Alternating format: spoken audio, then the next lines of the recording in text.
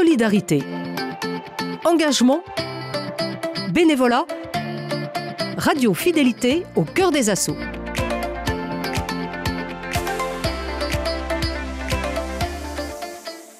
Cette semaine, dans Au cœur des assos, plongez dans l'univers de l'association Clubhouse de Nantes.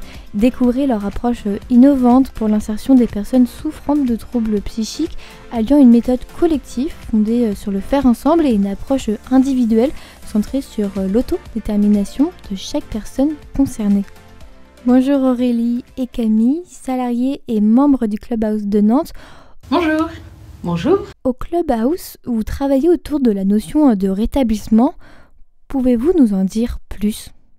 En effet, en santé mentale, il n'y a pas vraiment de guérison. Donc se rétablir, ça ne veut pas dire guérir. C'est plutôt apprendre à mieux vivre avec son trouble psychique et à s'épanouir avec. Au Clubhouse, chaque membre est accompagné dans son projet de rétablissement, quel qu'il soit, par le salarié référent de son choix. Donc ça veut dire que les membres du Clubhouse choisissent son salarié référent. Dans l'idée de l'autodétermination de chacun, les membres, quand ils sont intégrés au Clubhouse, peuvent choisir, en apprenant à nous connaître, le salarié avec qui ils ont envie de travailler le projet de rétablissement. Et au cours de leur accompagnement, il y a aussi possibilité de changer. Voilà, c'est un peu un accompagnement à la carte en fonction de son projet, de ses envies. Nous aussi, en tant que salariés, ça nous permet parfois dans nos accompagnements de se dire que tel ou tel collègue est peut-être plus spécialisé sur un sujet et aussi d'orienter le membre du coup vers un autre salarié avec l'accord du membre toujours. Quand un membre du Clubhouse choisit un salarié, c'est que vous vous connaissez un peu, vous avez appris à vous connaître ? Pas toujours. Parfois, c'est la première personne qu'on a rencontrée en ouvrant la porte du club et voilà, le feeling est bien passé. Et parfois, c'est quand on travaille sur les activités dans le faire ensemble, on apprend à se connaître et puis on se dit voilà, tel salarié, sa manière de travailler, ça me correspond bien, je me sens en confiance. Voilà. L'idée de l'accompagnement individuel, il faut vraiment qu'il y ait une relation de confiance qui se crée entre le salarié et le membre. Sinon, ça ne fonctionne pas. Donc, c'est aussi avec qui je me sens à l'aise de partager des infos parfois personnelles. Vous utilisez un outil pour le rétablissement ? Oui, du coup, en fait, l'Organisation mondiale de la santé a mis à notre disposition un outil qui s'appelle la roue du rétablissement, qu'on trouve sous la forme d'un gouvernail à 7 branches, qui va nous permettre de cibler les aspects de la vie sur lesquels on veut travailler pour avancer, parce qu'on ne peut pas travailler sur tout en même temps, forcément. Et le gouvernail va nous montrer que c'est nous qui dirigeons notre rétablissement et pas quelqu'un d'autre. Donc sur ces 7 branches, on a d'abord la vie sociale, qui va être du coup le contact avec l'autre. Donc comment faire pour aller plus vers les autres, pour pouvoir prendre un café avec un ami, sortir. Ensuite, il y a notre capacité d'agir qui va être pris en compte. Donc ça veut dire reprendre le contrôle de la direction de sa vie. Parce que souvent, en fait, quand on se retrouve hospitalisé, on laisse les autres décider pour nous, parce qu'on est un peu démunis. Mais là, en fait, on reprend le contrôle.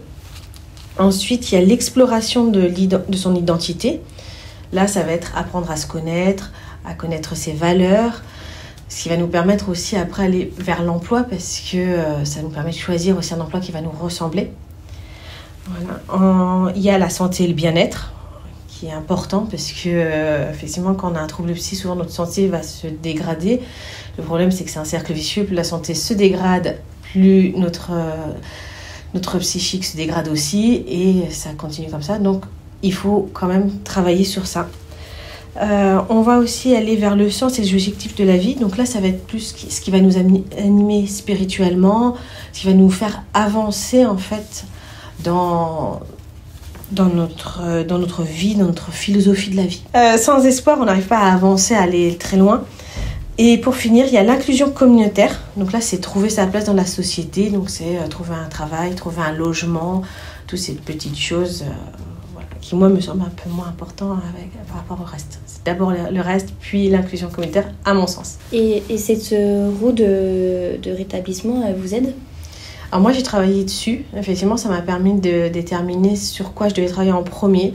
Ça a été beaucoup la vie sociale, parce que moi, j'étais très isolée. Je sais que d'autres personnes, ça a été aussi l'exploration de son identité. Parce qu'évidemment, à force d'être sous médicaments et que les autres nous disent quoi faire, on oublie qui on est. Et c'est compliqué de reprendre une place dans la société sans savoir qui on est, parce qu'on devient juste un fantôme. Voilà. Très bien, merci beaucoup. Merci Camille d'avoir été avec moi.